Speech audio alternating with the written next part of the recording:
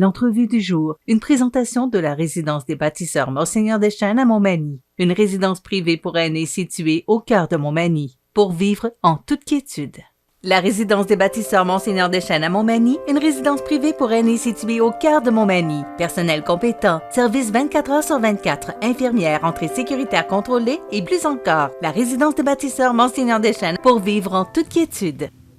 Alors voilà, je vous rappelle que cette semaine, toutes les entrevues sont accordées à tous les candidats et candidates de l'élection municipale. Vote qui avait lieu, vote par anticipation qui avait lieu hier et le vote qui aura lieu le 7 novembre, le vote final. Aujourd'hui, je reçois Marc Couillard, qui est candidat pour le district numéro 3. Et je vous rappelle que toutes les entrevues ont été... ça s'est fait par tirage au sort sous la surveillance de Philippe Gamache du groupe Mallette. Marc Couillard, bonjour. Bonjour, Michel. Comment allez-vous? Ça va bien, merci. Et toi? Oui, ça va bien. Oui. Marc Couillard, en politique. Qu'est-ce qui vous amène en politique, Marc? Ben, c'est peut-être une continuité de ce que j'ai fait depuis 20-25 ans. Toujours été impliqué dans le milieu par différents organismes pour toujours faciliter la vie des gens de Montmagny, amener des activités ou des organismes structurants.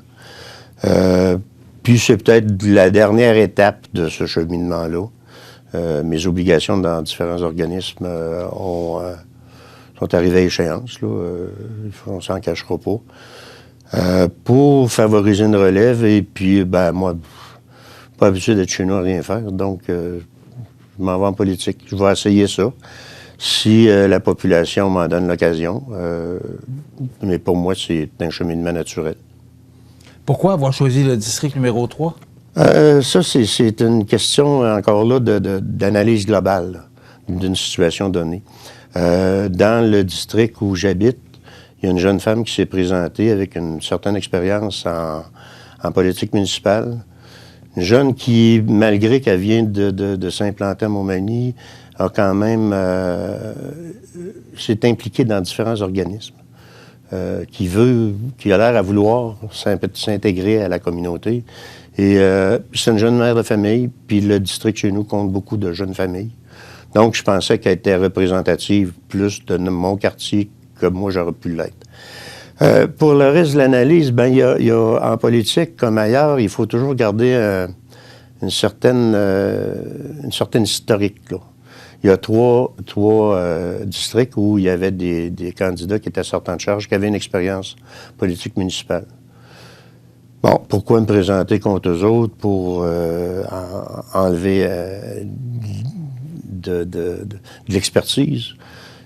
Bon, j'ai choisi un autre district que je connais bien parce que j'y ai œuvré pendant... Je connais les gens de ce coin-là. J'ai œuvré pendant des nombreuses années avec le club de golf. Puis c'est une population qui me ressemble en termes de configuration globale. Fait que j'ai choisi le district numéro 3. Puis d'autant plus que l'ancien échevin était sortant de charge, puis ça ne représentait pas.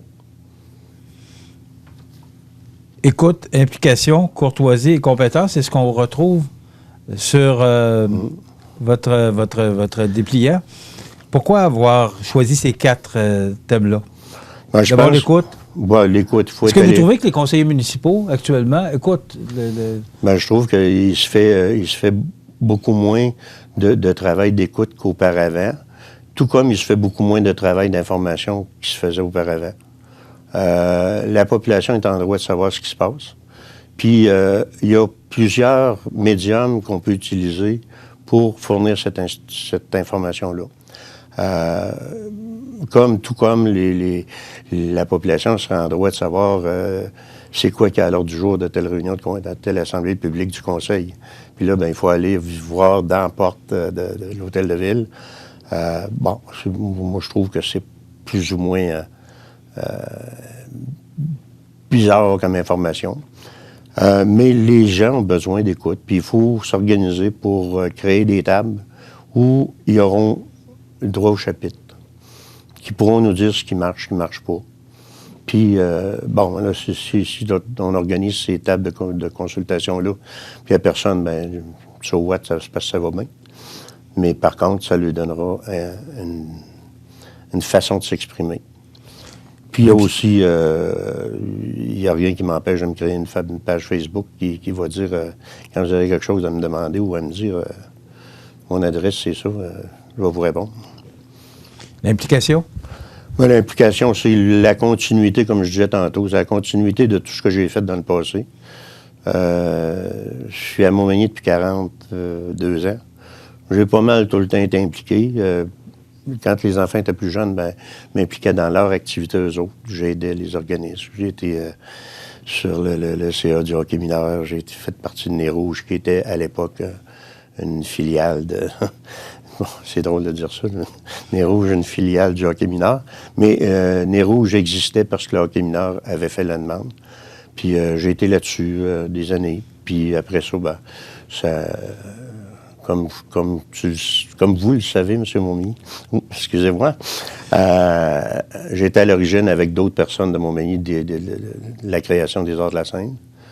On a eu l'honneur de vous avoir sur notre CA pendant quelques années. Encore là, c'est parti de rien. Puis aujourd'hui, c'est un actif, je pense, pour la ville. Il y a eu le club de golf que j'ai réussi à remettre sur pied puis à en faire une fierté aussi pour Montmagny. Puis encore là, quand on parle de communication, je trouve malheureux qu'on ne se serve pas de ces points d'attraction-là pour faire la promotion de Montmagny en général. Courtoisie. Il faut écouter le monde, il faut être poli. Il me fait drôle, celui-là, courtoisie. Ouais. J'aimerais savoir pourquoi vous avez... Mais la courtoisie, des fois, les gens nous parlent de leurs problèmes, puis pour eux autres, c'est une montagne, puis pour nous autres, c'est une niaiserie. Mais il faut être capable d'écouter, puis il faut être capable d'essayer de se mettre dans la peau de la personne, puis d'essayer de comprendre sa problématique. On parle d'un enfant, il a échappé sa gomme, c'est une tragédie. Bon, un adulte qui échappe sa gomme, il en prend un autre, c'est tout. Mais pourquoi, comment on réagit avec l'enfant, puis comment on réagit avec l'adulte? C'est un peu ça, la courtoisie, là. C'est d'être poli, mais pas rien qu'une politesse artificielle. C'est une politesse qui va plus loin que ça. Puis ça, le métier que j'ai pratiqué m'a permis de me former là-dedans. On va chez une personne qui vient de passer au feu. Pour lui, c'est le drame de sa vie, il vient de tout perdre. Là, il faut le mettre en confiance, puis le rassurer pour lui dire qu'on est là, puis on va s'occuper de lui, puis ça va bien aller, puis bon.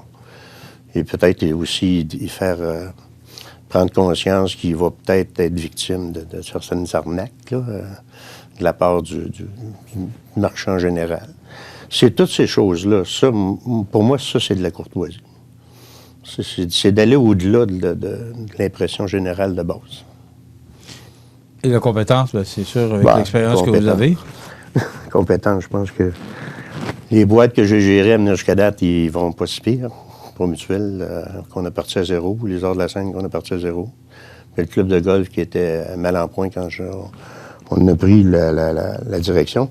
Par contre, dans tous ces organismes-là, il faut souligner que il n'y a rien qui se fait tout seul. Tu peux pas être tout seul dans ta barque puis gérer ça. Il faut que tu travailles en équipe, il faut que tu fasses des compromis. Il faut que tu ailles chercher le bon dans chacun des employés, puis les bonnes idées, tu les appliques. Mais c'est ça, la compétence, en gros, c'est pas d'avoir 25 diplômes. C'est peut-être n'avoir rien qu'un, mais de servir de ton bon jugement aussi, puis de servir des compétences qui sont autour de toi. Donc ça, ce sont les qualités que vous souhaitez transmettre si vous êtes élu le 7 novembre. Mais moi, ce que je voudrais savoir, c'est qu'est-ce que vous pensez ou qu'est-ce que vous voulez apporter au conseil municipal? Parce que là, je vois formation, expérience professionnelle, application sociale, et la liste est longue. Là. Ouais. Mais maintenant, au niveau plateforme électorale, qu'est-ce que vous souhaitez apporter au conseil municipal ou à la ville de Montmagny en général? Ouais. La première chose que je voudrais apporter aux concitoyens du district numéro 3, c'est une espèce d'égalité entre la partie rurale et la partie urbaine.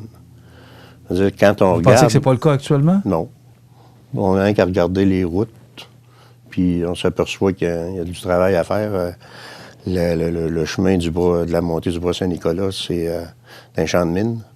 Le chemin du golf, les accotements prendre un terme que tout le monde va comprendre, sont 2 pouces plus bas que le pavé. Donc, les camions, quand ils passent prennent toujours une courbe par l'intérieur. Donc, ils brisent l'asphalte. Ce qui fait que, bon, là, elle se défait tranquillement. Les fossés, bien, s'il y a plus de branches dans les fossés qu'il y a d'eau dans le fond du fossé, mais ça, c'est toutes des infrastructures qui vont devoir, s'il ne se fait pas un travail prochainement, qui vont devoir être à refaire dans plus ou moins brève échéance. Puis, sans compter que si on parle de l'accotement qui est plus bas, ça devient un danger pour la circulation automobile. Parce que quelqu'un qui sort de la voie pavée, c'est dur, ça contrôle un peu. Ça, c'est un aspect. Si on regarde la partie urbaine... Est-ce que c'est pour vous une priorité ou ça fait partie des... Ça fait partie des choses qu'on a regardées. Puis quand on parle de priorité, il faut faire bien attention aussi. Le conseil municipal, le prochain conseil va être élu le 7 novembre. Par contre, ne commencera pas à être en activité avant le début décembre. Le budget de la première année d'opération du nouveau conseil est déjà établi. Fait que là, nos priorités viennent de décaler d'1 an, s'ils ne sont pas déjà là.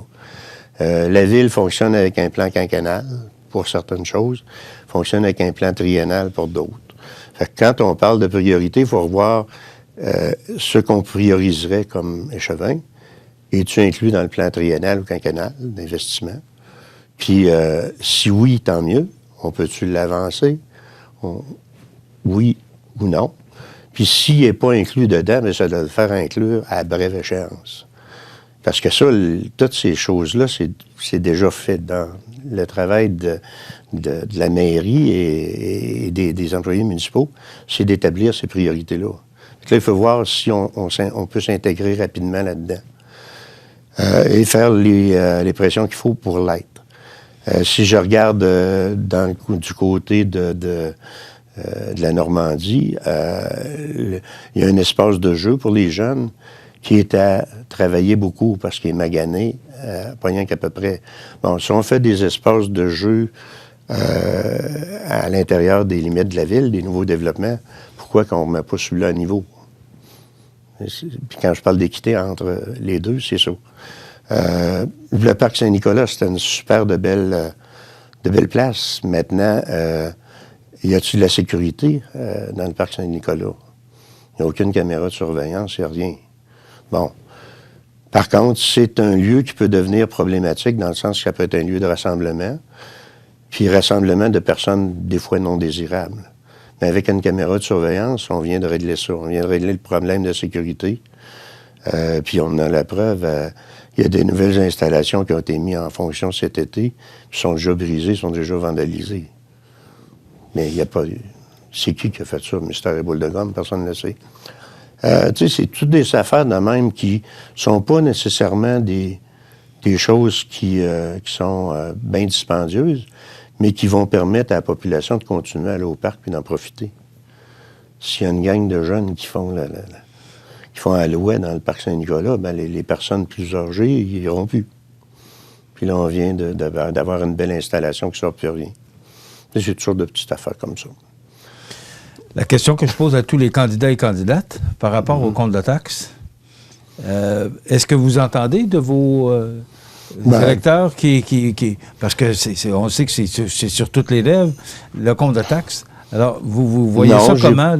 C'est drôle, j'ai pas eu ces commentaires-là du compte de taxes, spécifiquement. Par contre, moi, sur le compte de taxes, j'ai quelques questions à poser à l'administration. Qu'est-ce qu'on a fait avec le 2 millions de surplus de l'année passée? Il va probablement s'en créer un, ou peut-être pas aussi gros, mais dans des ordres d'au-delà du million encore cette année. Qu'est-ce qu'on entend faire avec ça? À quoi on l'utilise? Il y a beaucoup de choses à faire. Puis, dans le compte de taxes, une chose qu'on pourrait peut-être faire, puis là, c'est de la communication pure, c'est d'expliquer pourquoi le compte de taxes à Montmagny est plus haut qu'à Saint-Pierre, qu'à Berthier, qu'à Cap-Saint-Ignace. Il y a toutes sortes de règles gouvernementales qui font que le compte de taxes ne peut pas être la même chose là-bas qu'ici. Ne serait-ce que l'entretien des routes. Puis l'exemple de ça, quand on a rénové la route Cazaux, dans le coin du camping des Érables, la partie qu'on a rénovée sont aux frais de la ville de Montmagny. Si on dépasse le 20, puis on rénove la même route, mais du côté de Saint-Pierre, c'est le gouvernement provincial qui paye. Ça, en quelque part, ça apparaît sur le compte de taxes aussi. Il y a cette information-là qu'il faudra peut-être véhiculer, puis ça permettra aux gens de comprendre mieux. Bon, vous avez été directeur de Promutuel pendant plusieurs années. Mm-hmm.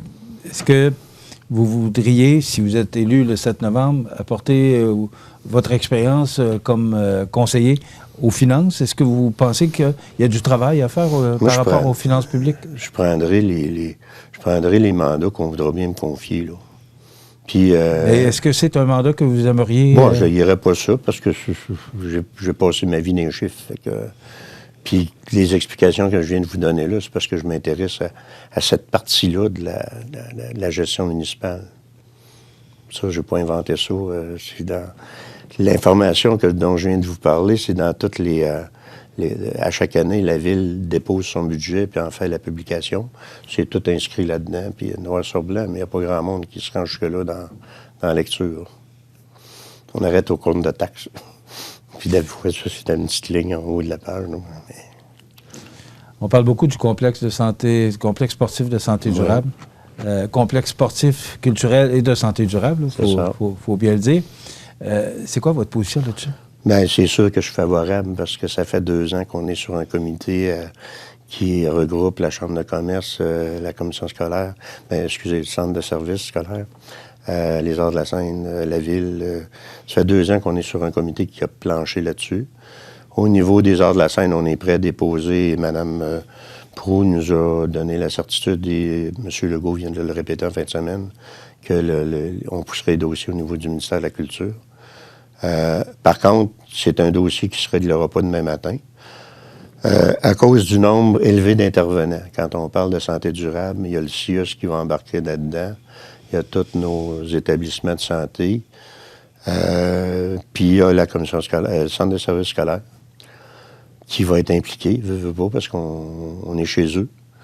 C'est sûr que c'est un projet qui est mobilisant et c'est un projet qui serait bénéfique pour la région, pour l'attraction. Maintenant, c'est pas demain la veille, puis je pense que, comme on a toujours préconisé, il va falloir y aller par étapes, step by step. Puis là, on a eu une annonce qui est le fun la semaine passée de Mme Blais et de Mme Proulx, un centre pour les aînés, mais c'est quand même 30 millions d'investissements publics qui vont arriver à Montmagny. Maintenant, cet investissement-là, va-tu jouer sur l'autre? Ça, l'avenir le dira. Mais je pense que si on continue à travailler comme on le fait depuis 2 ans, il y a des fortes chances que ça se matérialise. Mais c'est pas un dossier là, qui va aboutir, même pas dans le prochain mandat des conseillers municipaux. Là. Mais on sait que les prochaines 4 années, ça va être un dossier important. Oui. Parce que probablement que les cartes vont se jouer durant les prochaines 4 ans. Actuellement... Est-ce que vous pensez que la Ville devrait s'impliquer plus? La Ville... au niveau financier, je parle. Dans le moment, la Ville, l'implication, tant et aussi longtemps que les projets ne sont pas définis, puis qu'est-ce qu'on veut? On veut-tu une palisse de 20 millions? On veut-tu...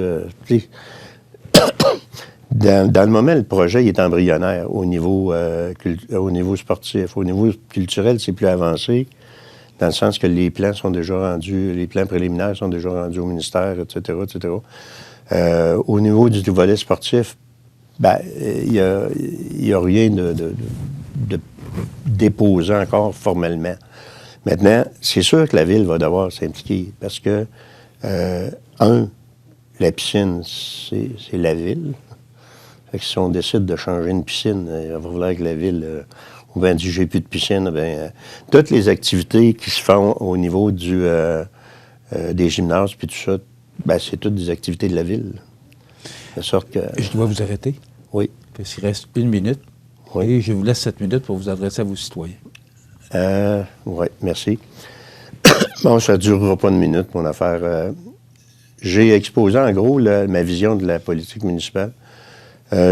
Première des choses, je vous inciterais à aller voter en grand nombre parce que si on ne se prévoit, on ne se prévaut pas de ce privilège-là de citoyen, c'est difficile après de dire quoi que ce soit contre l'administration en place, puis même si les critiques seraient fondées. Donc, première des choses, allez voter. Si vous pensez que je suis digne de confiance, ben merci. Puis je ferai ce qu'il y a à faire pour vous servir adéquatement. Merci. Merci. Marc Couillard, qui est candidat dans le district numéro 3 pour les prochaines élections municipales de la ville de Montmagny. Merci d'avoir été avec nous. Ça fait plaisir. Demain, ce sera Alain Proulx, candidat du district numéro 5.